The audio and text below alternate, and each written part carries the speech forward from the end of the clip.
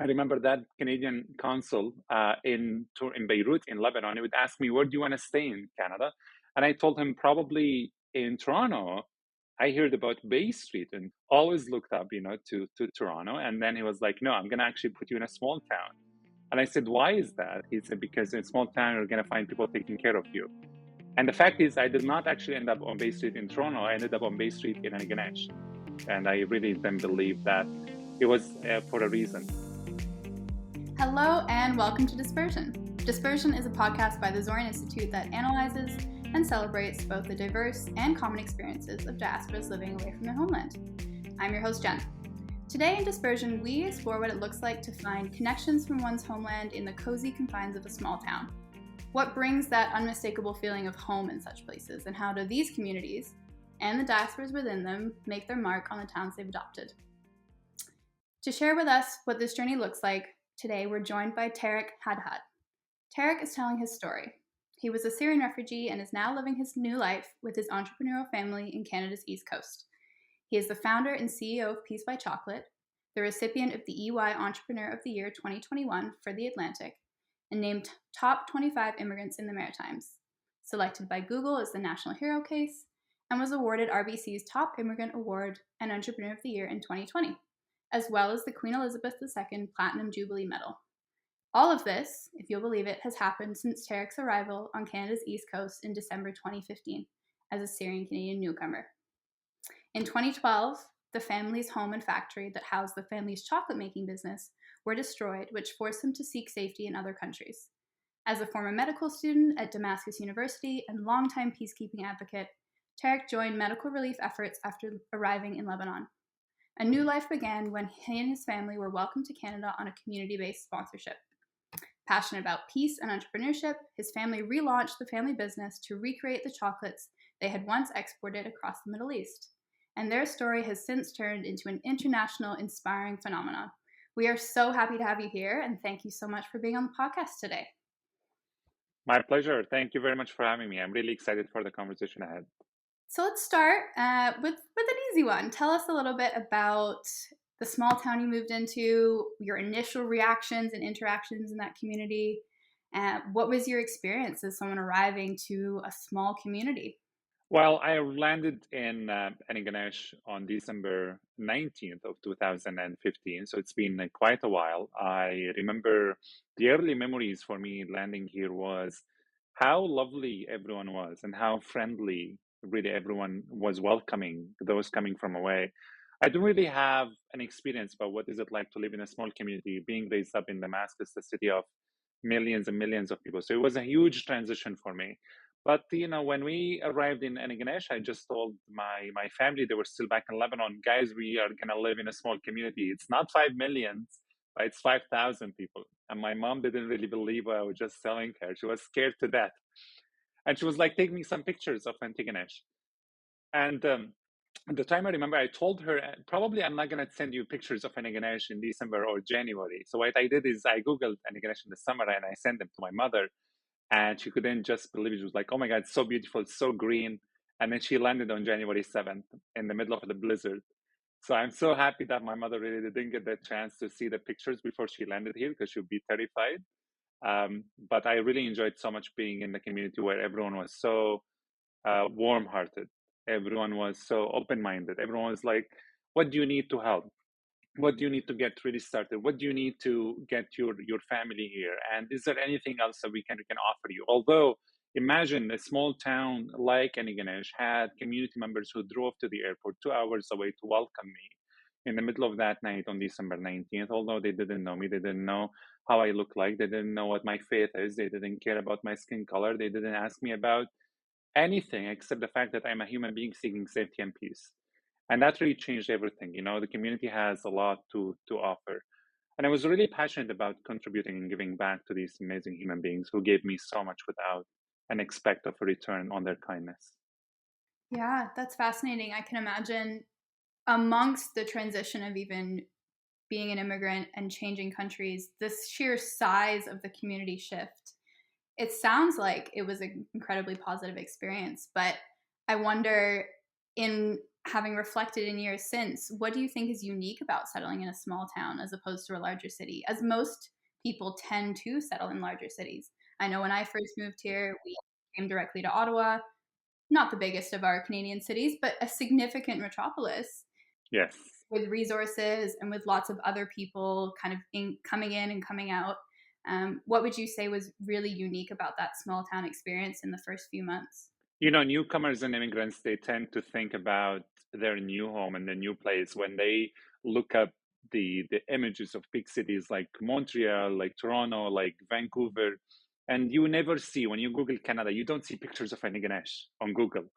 When you look up Canada as a newcomer or as a potential immigrant, you don't see small towns. Everything is about the CN Tower or, Vancouver, beautiful sceneries, landscapes, Montreal, all places. And it's just all about how all the places. And Ganesh is a beautiful place that I believe should be there on the map when people look up for places to settle. Um, I have to tell you that the experience has been overwhelmingly positive, not because that the town is small or relevant of the size of the town, but it's all about the leadership. And I found that this community has leadership that can absolutely out it's more outstanding than countries in particular, those countries in Europe and the Middle East and across the world that shut down their doors in front of refugees and immigrants, that they were saying you are not welcome here because you were born in the right place but at the wrong time, which is nobody's fault. No, you're not at fault for being a refugee. You're not at fault for having to be forced to be an immigrant, for having to leave your home country, for having to leave everything behind and having to start from scratch like a newborn baby. All these experiences were just forced upon us before we came here, and we did not choose all of that. But when you find a set of community, people that they are so supportive to the cause to welcome you with open arms, then I think this is going to set you up for success indefinitely, because your chance for success is going to be much higher actually when you are welcomed and you're considered part of the bigger family of the community right away. If I settled in a big city like Toronto, and I have to tell you a story about that, because before I came to Canada, I remember that Canadian consul in Beirut, in Lebanon, he would ask me, where do you want to stay in Canada? And I told him, probably in Toronto. I heard about Bay Street in Toronto. I always hear about Bay Street in Toronto. I had always looked up, to Toronto. And then he was like, no, I'm going to actually put you in a small town. And I said, why is that? He said, because in a small town, you're going to find people taking care of you. And the fact is, I did not actually end up on Bay Street in Toronto. I ended up on Bay Street in Antigonish. And the difference is just so significant. And I really then believe that it was for a reason. And that reason is for us to really belong. And the sense of belonging is going to be so much difficult in a big city when no one knows that you're a newcomer. In a small place, everyone would recognize you. I think that sense of belonging that you mentioned is the really critical piece, right? When we think about big cities and we think about what they typically have to offer in terms of resources, be it clinics or kind of places to go to find support, what we're maybe forgetting in that is how important the community support is, right? That organic support that comes from the people who are going to drive and show up and meet you at the airport, having not known anything about you. So it's fantastic to hear that that is a critical piece of your experience and how important that is. You mentioned the leadership. I'm really interested to dig into that a little bit deeper. How did that, having a strong leadership in the community that said, no, we're going to be welcoming and we're going to meet people where they're at and give them opportunities. How did that manifest? What did that look like in terms of support for you?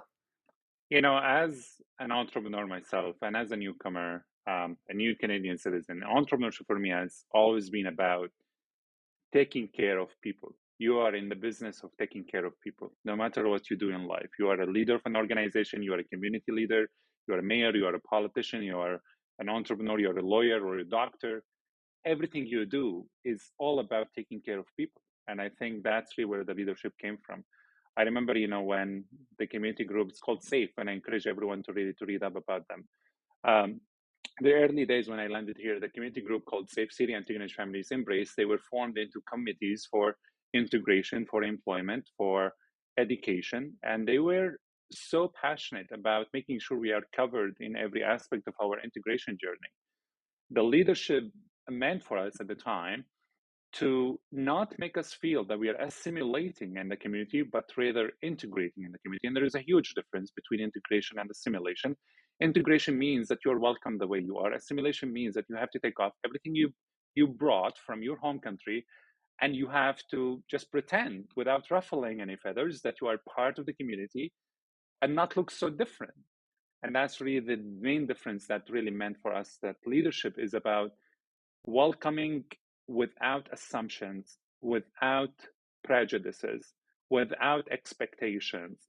It's just doing the right thing. And I think welcoming was the right thing for the community, and that's why they celebrated their leadership. As you have read about something called the Antigonish movement, where people are so passionate about creating change in the communities, no matter how big the community is, no matter how many people are joining that movement, but it was all about creating change. And change is very noble in a time when everyone is shutting their doors. Absolutely. And when we talk about integration, how did this play out in terms of bringing your culture into your life and your new life? Was it a challenge to find space to have cultural events? Was it a challenge to, food? Obviously, we're going to talk about food in a little bit, but what did that look like in terms of balancing both of those in your integrated identity? I mean, when we arrived here, it was an easy choice for us to say that we have integrated in this community because we are able to proudly share our culture, to proudly say our identity out loud, that we are, proud Muslims who have landed in a community that has been always known as a Catholic community, for example, right? And Tigonish is known to be like I don't know what the actual term was, but it was like the small Vatican. And when we landed here, it was like, you are welcome to tell us a little bit about your faith. You're welcome to tell us about the pillars of your culture. My grandmother used to always tell us that you have to know where you came from to know where you're going. And where I come from is something that I'm very proud of. Many people now feel guilty or feel that they have to be blamed for the places where they are born. But I really have to tell them that you have to be proud of your roots. No matter where you come from, it's something that you should be proud of. In terms of the cultural element of our journey and the cultural integration, I really felt that in a place like Antigonish, not like the big cities, where in Toronto or in Vancouver, in Montreal, you will find communities opening up their bubble to those who share the same language, who share the same culture, who share the same background. You find that so vividly, this on display in bigger cities, like in Toronto, where you find, for example, the biggest Arabic-speaking population is in Mississauga, for example, right? In other places like in Vancouver, you'll find also bubbles of communities just gathering together where people feel comfortable to see others who look the same way, to go to grocery stores, to see owners or entrepreneurs who speak their language. They will feel comfortable with that. But we were seeking discomfort when we came to Canada. We felt like if we were going to bubble within our own community, we didn't want to bubble within the new Damascus in Canada, because that would not have been a successful integration journey. It was like we need to seek discomfort when we are integrating. And I think that was really the biggest part for us to share what our culture was all about. And we have learned so much about how for example, language is the biggest barrier that could be for a newcomer to settle in.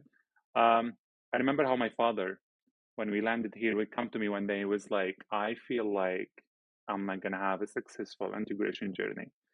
And he was really worried about it. And I remember how he would, wake up in the middle of the night and then he would be trying to speak English. He would go on his phone. There's an app called Duolingo. And then he would be practicing. I would wake up on the voice of his cell phone in that living room downstairs. It was like so loud. And he would be like playing all of these, phrases in English. And he would be repeating them again and again. And I was like, Dad, why are you doing this at 3 a.m.? I was like, tomorrow I have a class and I need to attend to it and I would be ready. And he took that so seriously because he really believed that integration should not come at for only at the beginning of the journey, but also it's an ongoing and consistent process that you have to practice every day. And you have to tell others what you are all about and what your culture is all about, because no one is going to come and knock on your doors when you land in Canada as a newcomer. It is your responsibility to go out and share with the world what you are and what your culture is and what your goal is in overall. And I think culture will be shared in different ways. But I know we're going to talk about food, which is really one of the other biggest pillars that people can share when they land in a new country like Canada, which is very multicultural and which is everyone welcomed in without any prejudices. Yeah, and I think food it comes up a lot on Dispersion, and for good reason, as you've mentioned. Food is such a key element in your integration journey, in sharing culture with others, because it seems to be one of the most low barrier ways to share culture with someone else, right? Sharing a meal with someone is such a transformative experience. So before we kind of move on to what we talk about in terms of chocolate, I'm curious to understand how food played a role in staying connected to Syria, even when you and your family were working so hard on that integration journey. Was food a big part of that? Is that still a big part of how you stay connected to your roots? Absolutely. Food is, I think, the only element. I mean, language is a big one, but food is one of the only elements that can stay with you on a daily basis when you are trying to integrate in a new country. So that's really what we use. I came here 3 weeks before my family arrived, and I was trying to make sense of the culture, and it was really funny because my friends that I was staying with for over 2 weeks before my family arrived, they were taking me to all kinds of restaurants, bringing me all kind of foods, introducing me to poutine, or like taking me to Tim Hortons, trying all these kinds of donuts and really telling me all about what Canadian food is all about and how much it shares in common with the United States and North American food layout. And I was so excited about that because I didn't know much about what Canadian food identity is. And then I was telling them, actually, this is what we love in Syria. I didn't really get the chance. I'm the worst person to talk about cooking and food in general because I'm a horrible cook. Still, I'm a horrible cook. My wife actually is working so hard on getting me to practice on cooking more. But when I landed here, I was learning how our food was really a biggest part of our identity. And you don't realize that when you live in your homeland. You only realize that when you travel. Like you do not think about, oh my God, how am I gonna make someone like kibbe, which is meatballs rolled with bulgur, for example, right? This is part of who you are, and you don't have to work hard to convince someone to eat it with you when you take them to a restaurant. But when I'm here, I have to make the case to tell them, this is part of my growing up. This is part of how I was raised. This is the meal that we were sharing every Saturday in my grandmother's house when she was gathering 60 members of my family around that dinner table. It was an outstanding, was a very significant part of who we are, introducing our stories to the world. And I think all of the tourists, for example, who were visiting the Middle East, especially Syria, the first thing they would talk to you about is how delicious the food was when they were staying there. I talked to many Canadian diplomats. Many of my friends actually are either now Canadian diplomats or they were diplomats in Syria at the Canadian embassy there. Or they were part of the peacekeeping missions that Canada was really part of with the United Nations. And they would be visiting Damascus or going to Aleppo and trying all these different kinds of cuisines. And that's what they remember. They remember how delicious the food was. So I tried to make many friends here by actually inviting them to our house in the beginning. And they absolutely became my closest friends because they love the meals. And they have absolutely appreciated, I guess, how much effort we in our culture we put in making a meal. I found it really fascinating how in the mindset of a Syrian mother, for example, it's translated the love for your children and the love for your family and the love for people around you is by how much effort you put on a daily basis to make good food that they're going to remember forever. And also for my dad, actually, he's very passionate about cooking and he's very passionate about making great meals. That's what he remembers, actually, where he would take us on picnics and really prepare the most delicious meals just prior to that. So yeah, I believe that we have translated that into an opportunity for us to integrate further in the community with using all the recipes and ingredients for the success. And I think if you take the integration journey as a meal, the ingredients to that meal, this yeah, how delicious and successful that meal would be, is very determined by how well thought of and how inspired by your roots and heritage and history this meal is going to be. Absolutely is going to determine the success of that integration journey. The preps for this meal doesn't happen overnight, doesn't happen all of a sudden. It has to be well rooted and inspired by something you have brought from your home country. And I'm very passionate about that now, really, by sharing with the communities around us, and very inspired by traveling around the country and really trying the different kinds of food. The first thing actually when I get introduced to any new segment of the Canadian population is by trying the food. This is how I get ready to make new friends. When I travel now for my conferences across the country and across the world, the first thing I do is just ask people, what is the most delicious food plate, or what do you recommend? And the connection actually is going to be very deep. And I really have been so lucky to get to know how we live in a country where you feel like you are in the United Nations in just one place and one country. I think that's such a powerful way to describe the role of food. And I love that analogy about the integration journey being a meal. And I think the only thing I could think to even add to that is that so often a successful meal, at least from where I see it, is the result of many people coming together, right? And tweaking a little bit of something or adding their own spin. So I think when we think about it that way, that just sums it up so beautifully. And I have to ask, because when I came here for the first time, I moved here 13 years ago now, the thought of poutine was the most revolting thing. I can't tell you how aghast I was that was a Canadian delicacy. And I went to Canadian high school and had Canadian friends who could not rave about it enough. And one summer I caved and I finally tried it. And do I eat it multiple times a week these days? Absolutely. So it's the pure thought of it. So I have to know what your reaction the first time you tried it. Were you like, this is a delicacy? Or this is not the best thing ever? What was it like for you? Probably the latter. I would say that the first time I tried it, certainly, I thought that I'm never going to eat that again. I actually thought of leaving the country. Uh, but then I realized that you don't have to eat poutine to get the Canadian citizenship. So I stayed. Thankfully not.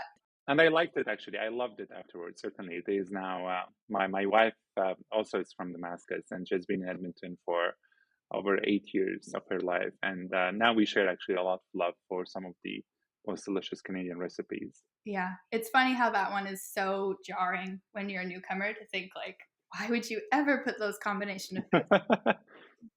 But thank you for walking us through your journey from that perspective of food. To move on maybe to the big question we're all thinking is, in what unexpected ways did the chocolate business help you connect with your culture back home, but also with your new community? Was there anything that came out of that you were just completely surprised by? I realized that my two official languages after starting the business has been, in addition to my native tongue, the English that I learned, the French that I'm learning now, is peas and chocolate. Peas and chocolate became my two languages that I speak now, and it just opened a lot of doors for us. Chocolate is very universal. Um, Chocolate is a universal product. Everyone knows it the same way. Everyone expects it the same way, and I remember the early experiences of chocolate for me in this country has been overwhelmingly positive when people are coming to me and asking me about my heritage and about what our family did back home. The first thing that would come to our mind is not to share with them anything else other than we run a chocolate business as a family. I don't talk to them about my medical experiences. I don't talk to them about my healthcare experiences, about whatever my family did otherwise other than chocolate, because I knew they're going to understand me and they're going to connect with me on a whole different level. The first time we tried to make chocolate in our home kitchen in Anaganesh, we have invited the community over, to our house, and then they encouraged us to keep going. We gave them only a few pieces, and then we would go to a community potluck. And everyone would bring their own dishes, from different cultures. And then the only thing we brought with us was chocolate. And my father and my family and myself, we worked on that probably for a week, whatever we brought to that event.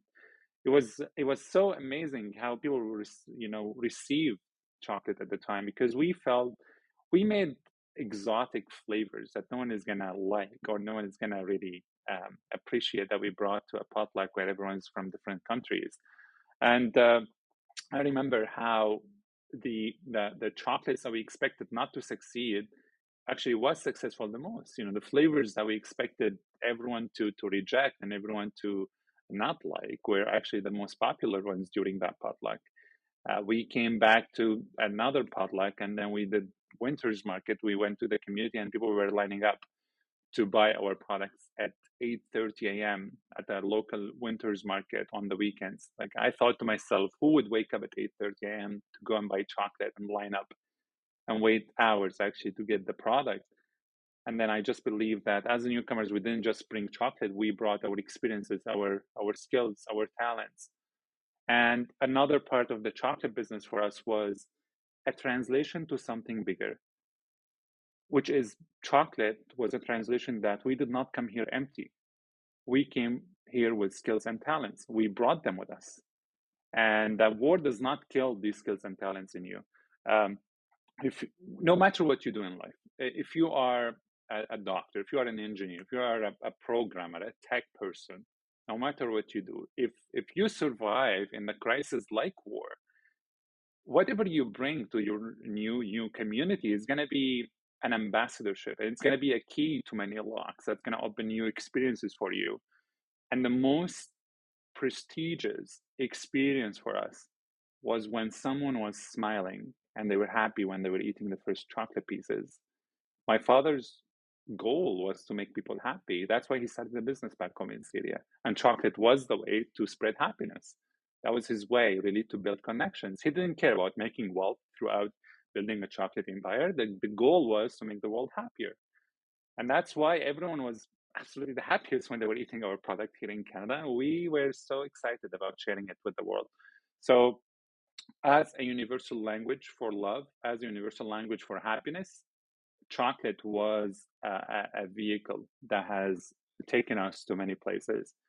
And the one place that probably we did not expect chocolate to take us to is that United Nations room in New York in September of 2016, when the Prime Minister was there and he was talking about our family and how we were trying to use chocolate not only to build a business, but to inspire a community.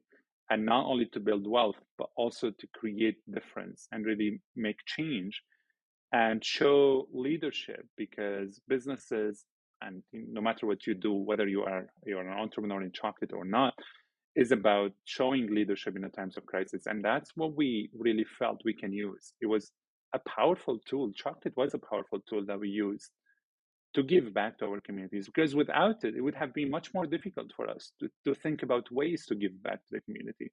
How would you give back to a community if you do not have the tools to do so? I believe that it did not come from a place of emptiness. It came from a place of richness. It came from a place of heritage. It came from a place of a history that we lost back home in Syria, and we wanted to just give it a chance of rebirth. I felt that chocolate is about three main things.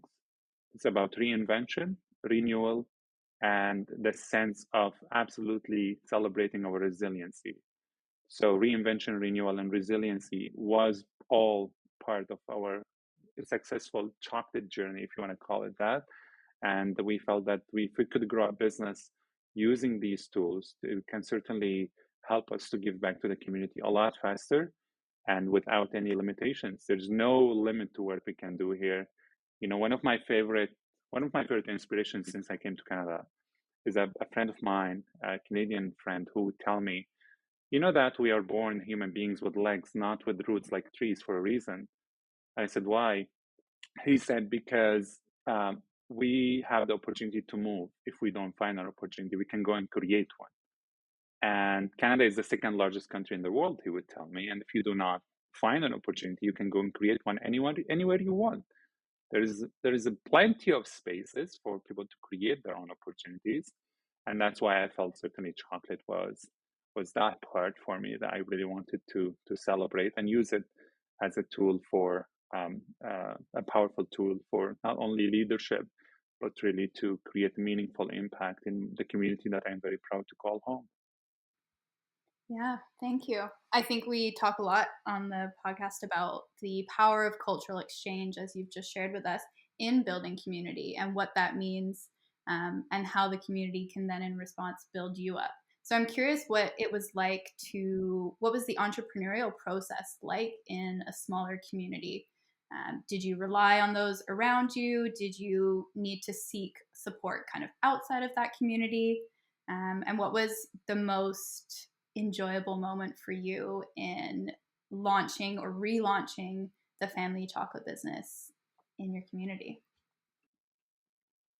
To answer the first part of your question, is certainly the entrepreneurial elements that helped us to restart in the first place was our risk-taking mindset.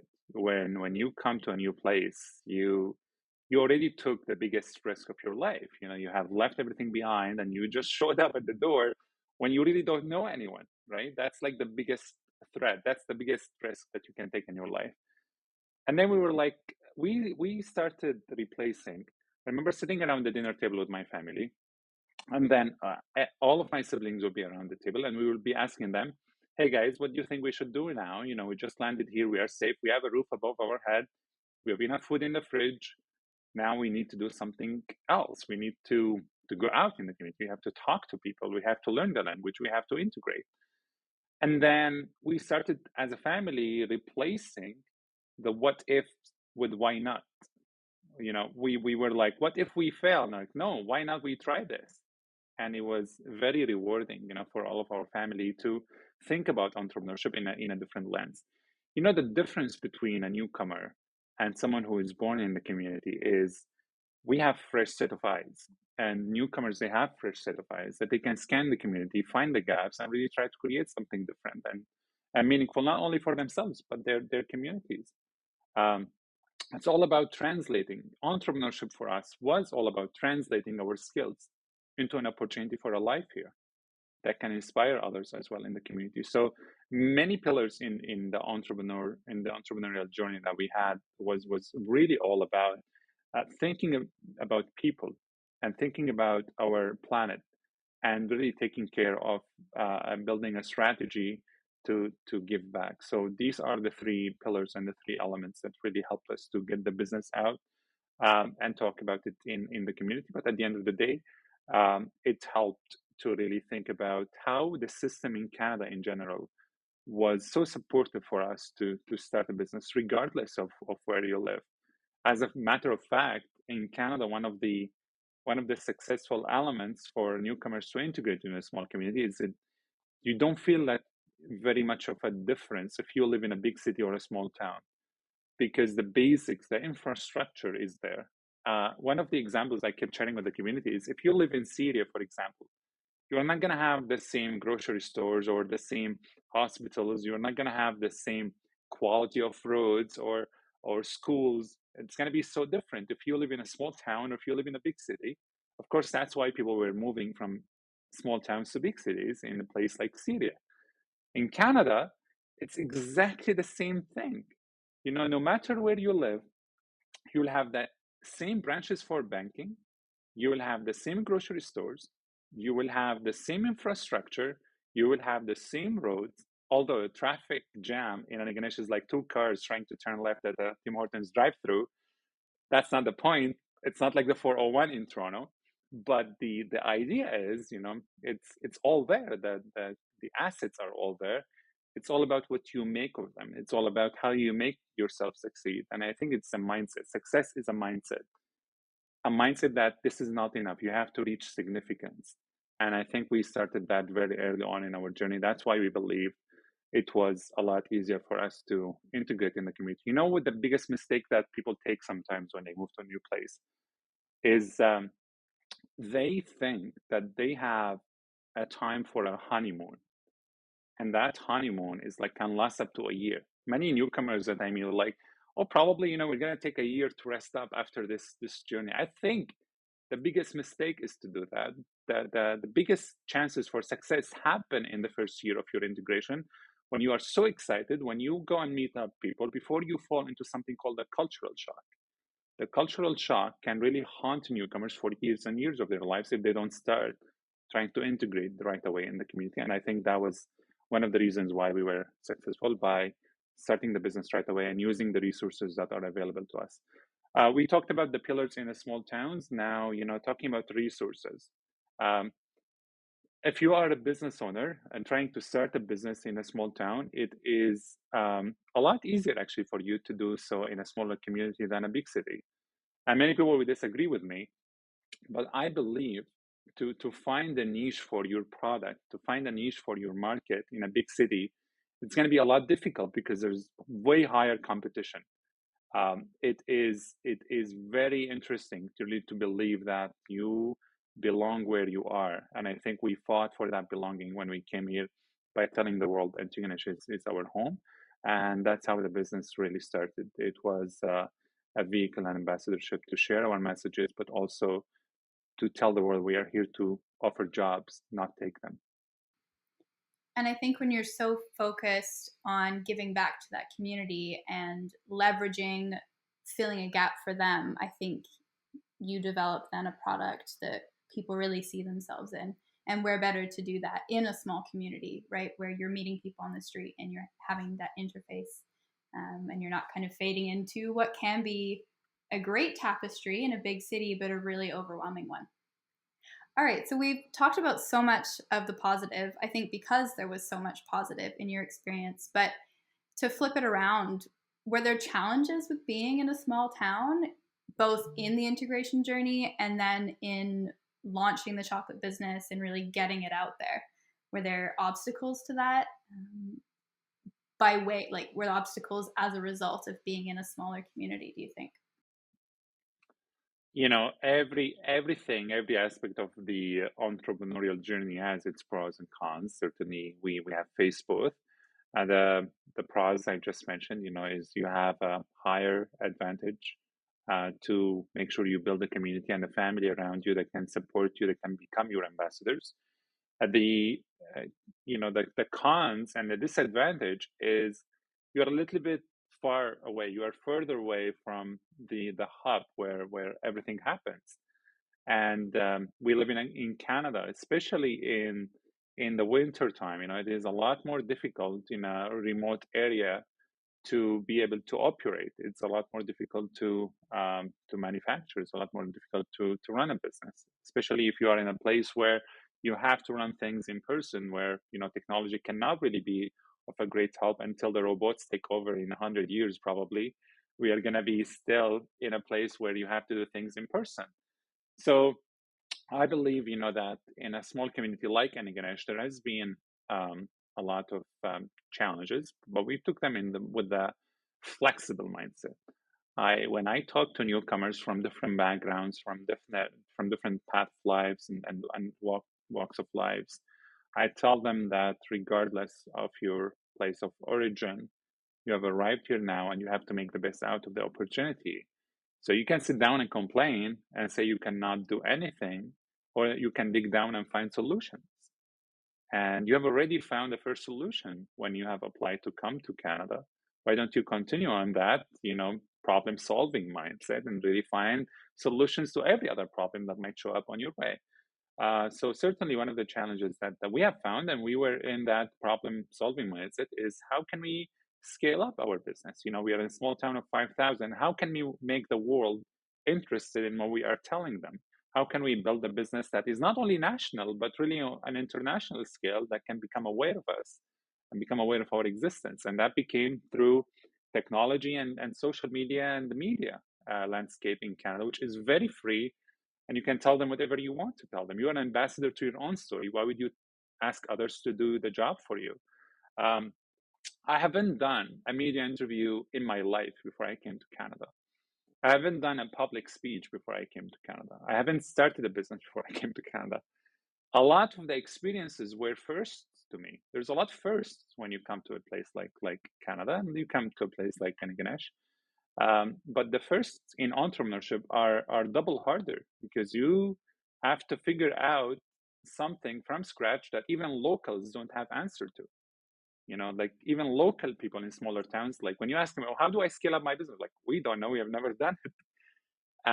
It's a lot harder actually to do so from a smaller town, and to find people who have done it before you, to find people who have the experience to support you. We were lucky to really have people who are so passionate to find answers for us and to help us find answers.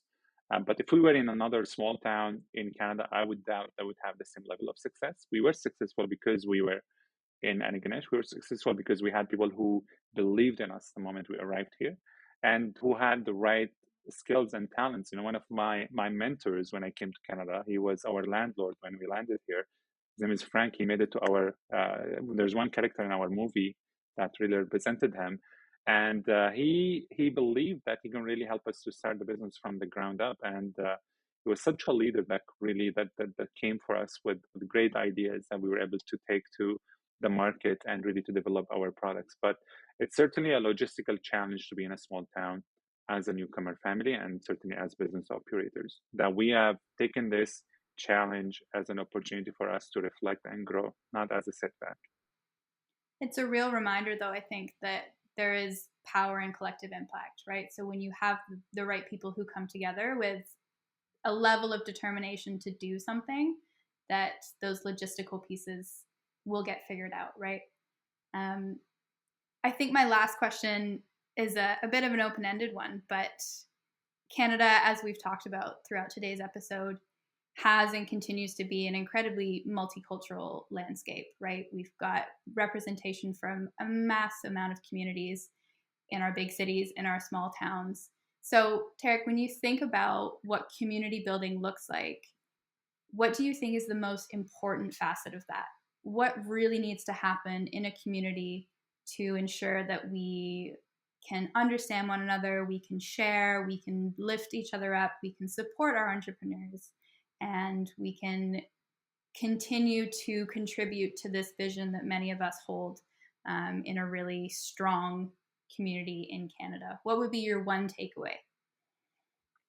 Well, I think it's hard to summarize it in one takeaway. So I'm going to give you a few, but they are small ones. When I think about the how you can create an impact in a community, or the main aspect in community building, the first thing that comes to my mind is, do not think small when you are in a community. Do not think that you are creating something from scratch, because there's been always other people who have thought about solving the problems that you are facing. It always comes from a place of problem solving and taking risks. And I really believe that we get the biggest chances in our lifetime to do these problem solvings based on four things. The first thing is to think in a mindset of, hey, our problems are not unique. Our problems are part of the bigger picture. The second part is, do not fear the future. The third part is, do not resist the change. The fourth part is, do not absolutely dwell in mistakes.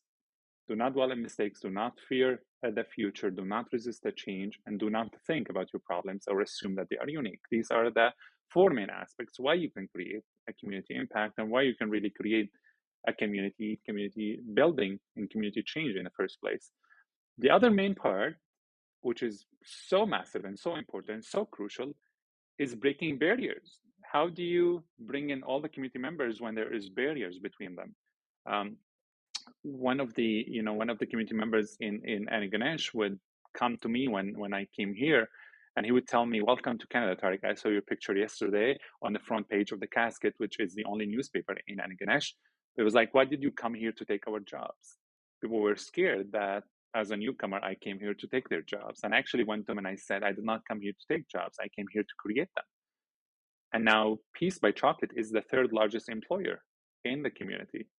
And we are offering jobs not only in Antigonish, but we are offering, jobs in cities like Halifax, where we opened our flagship store just 2 years ago, and offering jobs across the country remotely for people who are willing to join our cause and support the growth of our business. Internationally soon, hopefully, because we are able now to export across the world. So, the chances for us to build community are certainly by our collective efforts and collective